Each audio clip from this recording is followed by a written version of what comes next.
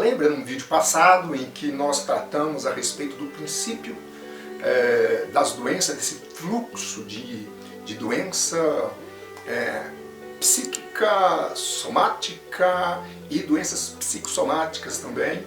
E nós passamos então a tratar com você, nós percebemos em Gênesis como começou tudo, e nós iniciamos então, a partir de agora, a continuidade daquele vídeo dizendo, eu estava dizendo naquele vídeo, que o homem passou então a esperar um Salvador, a esperar um libertador, a esperar aquele que viesse tirá-lo da situação da qual ele entrou.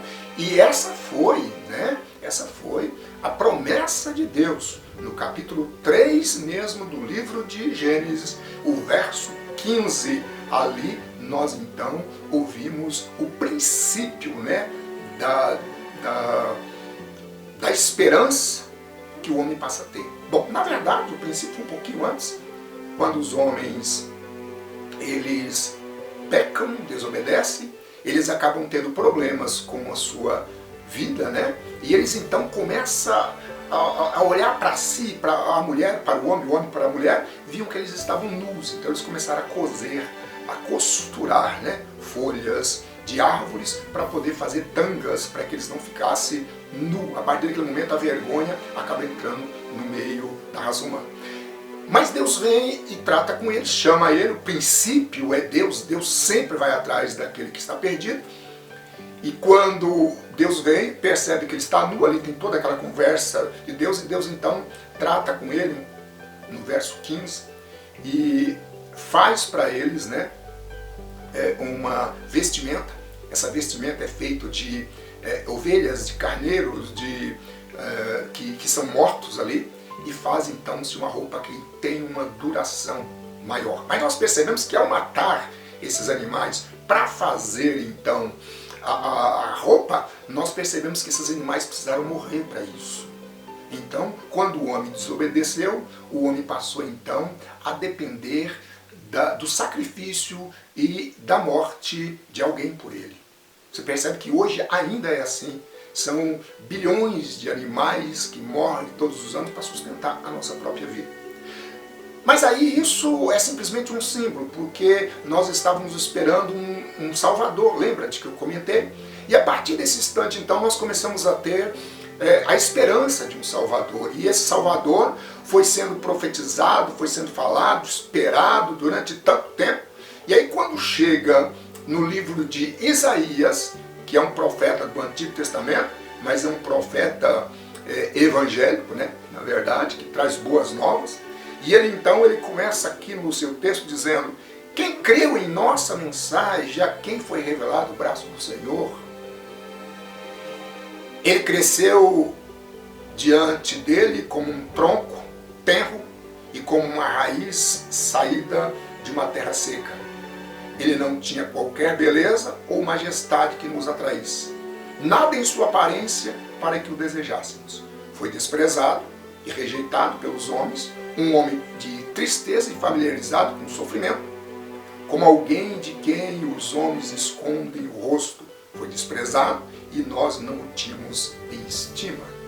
Certamente, ele tomou sobre si as nossas enfermidades e sobre si levou as nossas doenças. Contudo, nós o consideramos castigado por Deus e por ele atingido e afligido.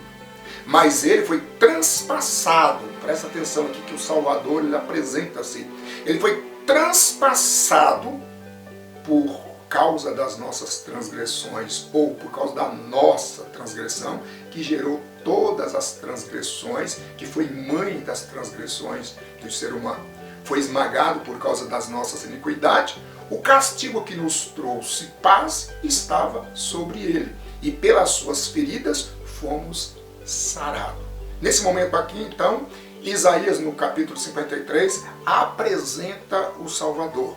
Então, como é que ele vai agir? Então, ele vai agir entregando, ou melhor, ele vai agir encarnando e se entregando e se envolvendo com a raça humana de uma certa forma, que ele chega a encarnar. E ao encarnar, ele toma sobre si as nossas dores e as nossas enfermidades e as nossas transgressões e carrega sobre si.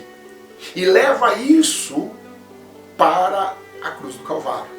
Ali levando na cruz do Calvário, ele é sacrificado como aquele carneiro, aquela ovelha, né, que foi sacrificada lá em Gênesis, lembra? Para poder colocar a roupa no Adão e a Eva. Então nós passamos a ter uma esperança por causa disso, porque Deus disse isso, né? Naquele capítulo 3, verso 15 de Gênesis. Então a partir daquele momento nós passamos a ter esperança. Aqui em Isaías 53, o profeta Isaías, ele apresenta o Salvador. E como é que ele vai fazer isso? Né?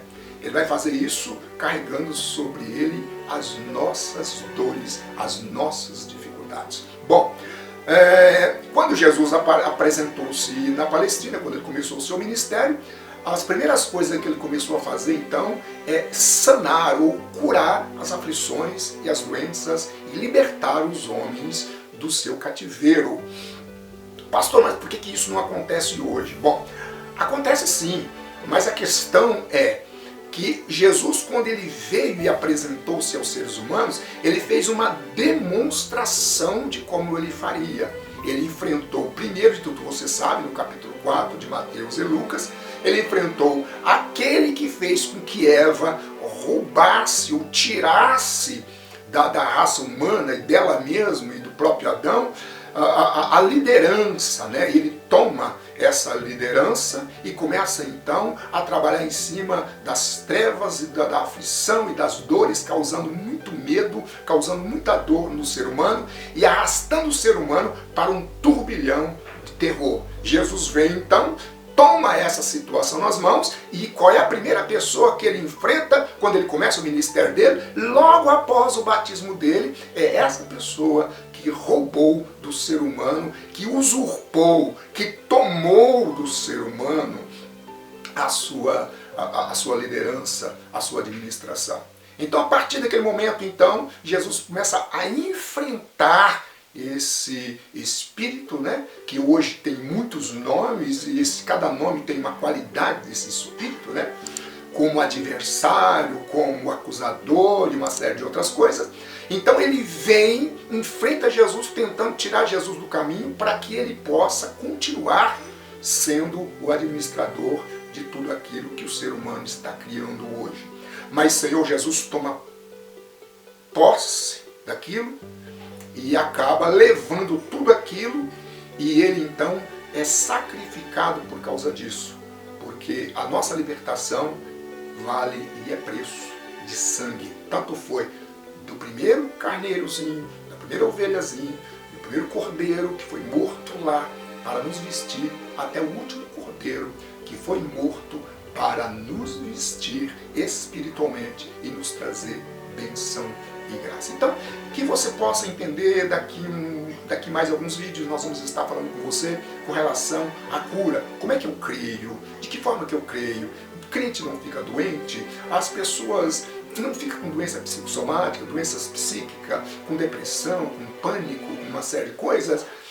Sim, lógico que sim, porque nós ainda estamos vivendo em um corpo que não foi glorificado, tá bom? Então eu espero você no próximo vídeo para a gente começar a ir esclarecendo todo esse tipo de coisa para que nós possamos, em nome do Senhor Jesus Cristo, compreender e na compreensão nós venhamos receber paz e cura para as nossas almas. Deus abençoe você e até o próximo vídeo.